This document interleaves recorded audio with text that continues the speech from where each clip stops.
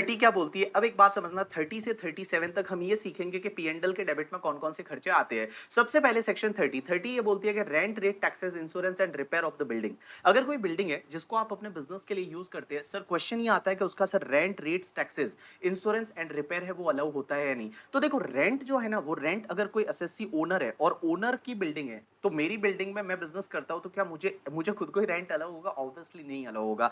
तो रेंट यहाँ पे अलाउ ओनर अगर आप बिल्डिंग के हो तो आपको कोई रेंट अलाउ नहीं होगा बट अगर आप टेनेंट हो तो ऑब्वियसली रेंट अलाउ हो जाएगा। लेकिन जो भी रेट्स एंड टैक्सेस है, इंश्योरेंस है और रिपेयर है वो अलाउ हो जाता है, भले आप ओनर हो या टेनेंट हो कोई फर्क नहीं पड़ता। लेकिन ध्यान रखना रिपेयर में सिर्फ रेवेन्यू रिपेयर अलाउ होता है, कैपिटल रिपेयर अलाउ नहीं होता। कैपिटल रिपेयर क्यों अलाउ नहीं होता? क्योंकि कैपिटल रिपेयर को हम बिल्डिंग की कॉस्ट में जोड़ देते हैं। तो जो भी बिल्डिंग की कॉस्ट रहेगी उसमें हम कैपिटल रिपेयर को जोड़ देते हैं, इसके लिए कैपिटल रिपेयर अलाउ नहीं होता। जो रेवेन्यू रिपेयर है जिसको करंट रिपेयर भी बोला जाता है वो आप पी&ल के डेबिट में डाल सकते हो।